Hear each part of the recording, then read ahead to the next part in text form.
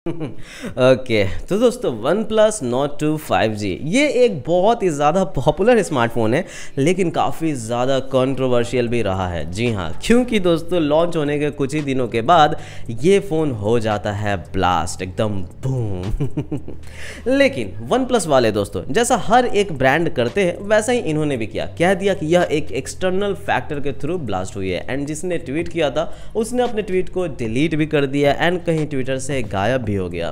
फिर दूसरा ब्लास्ट होता है दोस्तों, वो जो दूसरा ब्लास्ट था वो एक फेक ब्लास्ट था, जैसा कि मैंने अपने पिछले वीडियो में भी बताया था। जी हाँ, अब उन्होंने ये पोस्ट कर दिया, लेकिन इस ट्वीट में ऐसा था कि इस ट्वीट में कोई भी पिक्चर वगैरह नहीं था फ़ोन का, ब्लास्टेड फ़ोन का कोई भी एविडेंस नहीं था, कोई भी प्रूफ नहीं था। एंड वो सिर्फ और सिर्फ वन प्लस को बदनाम करने के लिए था। तो वन प्लस ने इस स्टांस को क्लियर किया एंड जिस यूज़र ने ये क्लेम किया था वो यूज़र भी कहीं ट्विटर से गायब हो गया।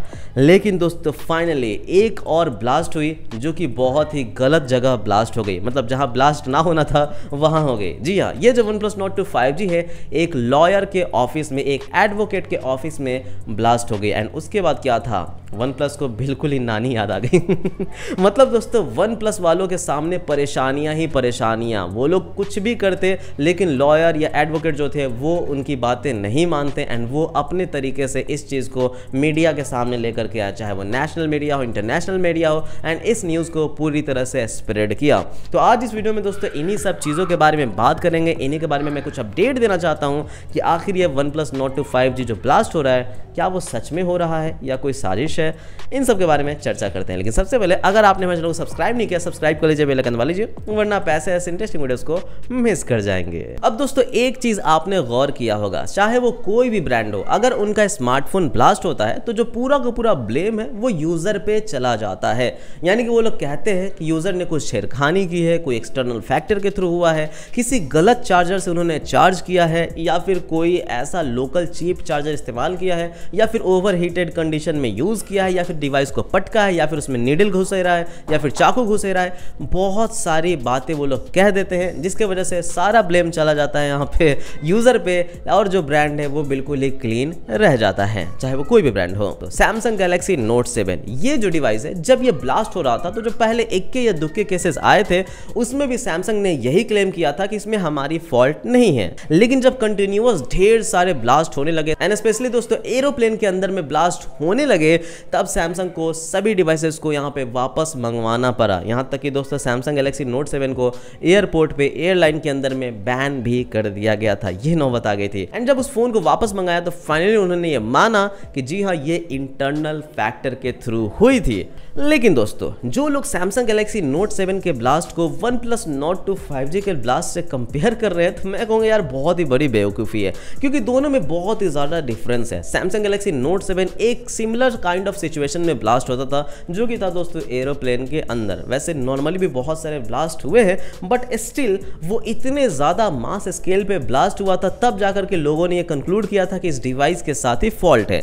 लेकिन अगर हम लोग वन प्लस नोट 2 5G को देखें तो ये सिर्फ और सिर्फ अभी तक 2 ऐसे स्मार्टफोन्स हैं जो कि ब्लास्ट के केसेस आए हैं। उसके अलावा दोस्तों हमें कोई भी जेन्युइन केस देखने को नहीं मिला है। एंड एक जो केस था वो फेक था दोस्तों, फेक था। एंड इन जो 2 जेन्युइन केसेस है इनमें भी एक केस को कहा जा चुका है कि एक्सटर्नल फैक्टर के थ्रू है, एंड सिर्फ और एक केस बाकी है जो कि दोस्तों है एडवोकेट का, लॉयर का, जो कि मान सकते हैं कि मे भी सच में ब्लास्ट हुआ हो या ब्लास्ट ना हुआ हो, वो भी एक्सटर्नल फैक्टर के थ्रू हो, कुछ भी कह सकते हैं। तो एक तरह से दोस्तों नोट 7 से इसे कंपेयर करना is really a foolish thing to do. Personally दोस्तों मैं वन प्लस नोट 2 5G को पिछले जब से मैंने बाय किया दोस्तों लगातार अपना पर्सनल फोन की तरह यूज कर रहा हूं, एंड मुझे आज तक इसमें, अबे यार चुप, आज तक ये ब्लास्ट तो नहीं हुआ है, लेकिन साथ ही साथ मुझे कोई ओवर हीटिंग या फिर दोस्तों ऐप नॉर्मल चीज़ें भी नज़र नहीं आई हैं। बहुत ही स्टेबल फ़ोन ऐसा लगा है।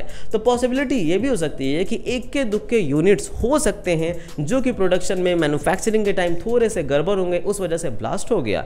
लेकिन वन प्लस वाले ये बात भी नहीं मान रहे, एंड एडवोकेट का ये कहना है कि भाई अपने सारे यूनिट्स को वापस कर लो, रिकॉल मंगवा लो, जो कि दोस्तों इतनी छोटी सी ब्लास्ट स्केल के बाद पॉसिबल नहीं होगा। इक्के दुक्के सोचिए ब्लास्ट के बाद कंपनी अपने सारे यूनिट्स को मंगवा ले, ये भी पॉसिबल नहीं होगा।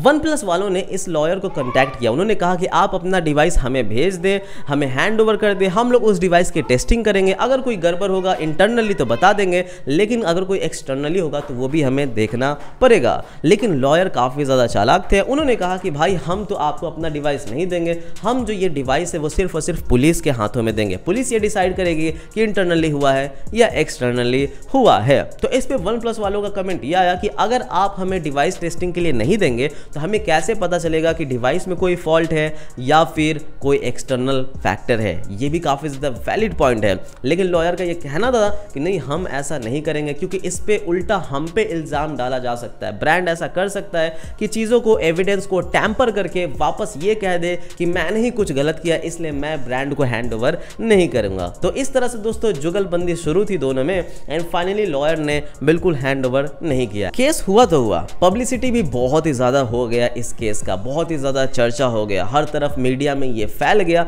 OnePlus की रेपुटेशन जो है बर्बाद होने लगी। तो इस वजह से OnePlus वालों ने एक और कदम उठाया, एंड वो कदम ये थे कि उन्होंने एक लीगल नोटिस भेज दिया इस लॉयर को। सो दोस्तों उस लीगल नोटिस में OnePlus वालों का बेसिकली कहना ये था कि आपने हमें अपने डिवाइस को भेजा नहीं, तो हमें पता नहीं कि वो इंटरनली हुई है या एक्सटर्नली हुई है, एंड आप जानबूझ करके मीडिया में जाकर के पब्लिसिटी गेन कर रहे हो और OnePlus को डिफेम कर रहे हो। एंड हमें ऐसा फोटोज को देखने में लगा है कि जो डिवाइस है वो एक्सटर्नल फैक्टर के थ्रू ब्लास्ट हुई है। उनके बहुत ही कड़े कड़े सेंटेंस थे, इसलिए वो लोग लीगल नोटिस भेज रहे थे कि 2 दिन के अंदर आपको एक्शन लेना होगा, आपको अपनी ट्वीट्स को डिलीट करना होगा, क्योंकि उससे हमारा जो नाम है, जो रेपुटेशन है वो खराब हो रहा है, एंड आपने जानबूझ करके जरूर इस डिवाइस को ब्लास्ट कराया होगा। तो OnePlus वालों की तरफ से भी ये जो लीगल नोटिस था काफ़ी लोगों को अच्छा लगा नहीं। जी हाँ, क्योंकि काफ़ी सारे लोग जो है वो ब्रांड की साइड ना लेकर के यूज़र की साइड लेना ज़्यादा पसंद करते हैं।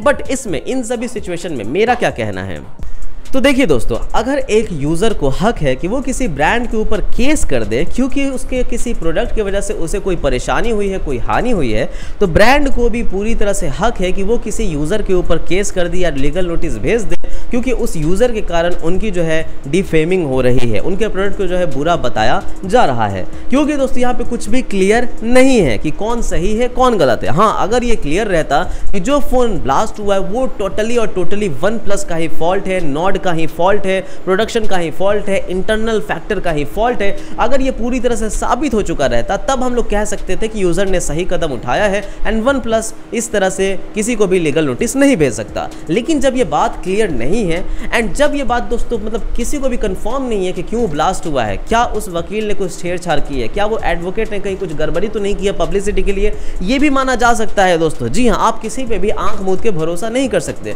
तो हमें दोनों ही साइड का स्टोरी देखना होगा। वो एडवोकेट सही भी बोल सकता है कि ऑटोमेटिकली वो ब्लास्ट हो गया, वो एडवोकेट गलत भी बोल सकता है पब्लिसिटी के लिए दोस्तों। तो ऐसे आंख मूंद करके वर्डिक्ट पे कूद जाना मेरे हिसाब से दोस्तों ये सही नहीं है। अगर ये कोर्ट में केस जा रही है तो हमें इंतजार करना चाहिए कि भाई कोर्ट में केस जाए और हमें इसका सॉल्यूशन मिले कि आखिर इसमें सच में गलती किसकी है। अगर ये सॉल्यूशन मिलती है तभी हम वर्डिक्ट पे कूद सकते हैं। लेकिन दोस्तों अभी से ही मैंने देखा है कई सारे, चाहे यूट्यूबर्स हो, ब्लॉगर्स हो या फिर आम इंसान हो, वो OnePlus को गालियां देने लगे हैं कि चाइनीज ब्रांड है इसलिए तो ब्लास्ट कर रहा है, चाइनीज ब्रांड लोगे तो ब्लास्ट करेगा ही, एंड OnePlus की रेपुटेशन खराब की जा रही है। जबकि दोस्तों जब सैमसंग गैलेक्सी नोट 7 ब्लास्ट हुआ था तो वो तो चाइनीज भी नहीं है। ये दोस्तों एक अलग किस्म का केस है जिसमें ना तो ब्लास्ट एक साइड ज्यादा हुई है, एंड ना ही दोस्तों एक साइड बहुत ही ज्यादा कोई ऐसा प्रूफ आया है जिससे ये पता चल सके कि वो ब्लास्ट यूज़र की तरफ से नहीं हुई है, या फिर पता चल सके कि वो जो ब्लास्ट है वो इंटरनल फैक्टर की तरफ से हुई है। तो दोनों ही साइड से बहुत ही तगड़े पॉइंट्स हैं, इस वजह से दोनों ही साइड से सोचना जरूरी है, एंड इस वजह से ये डिसीजन पे पहुंच जाना जल्दी से कि OnePlus की ही गलती है इज़ रॉन्ग। मैं कहूँगा इस चीज़ को कोर्ट में जाने दो, केस का वर्डिक्ट आने दो, एंड फिर देखते हैं कि आखिर सच्चाई क्या है। मेरी माने दोस्तों तो मे भी हो सकता है कि एक एक्सीडेंटल ब्लास्ट हुई होगी, किसी एरर के कारण, मिस्टेक के कारण या मैन्युफैक्चरिंग इशू के कारण 1 या 2 ब्लास्ट हुई होगी, लेकिन एक मास स्केल पे ब्लास्ट नहीं हो रहा। इस वजह से मुझे ऐसा लगता है कि OnePlus के फ़ोन में कोई ज़्यादा फॉल्ट नहीं है, and this is a totally an accidental cause and case. Thank you, bye bye, जय हिंद।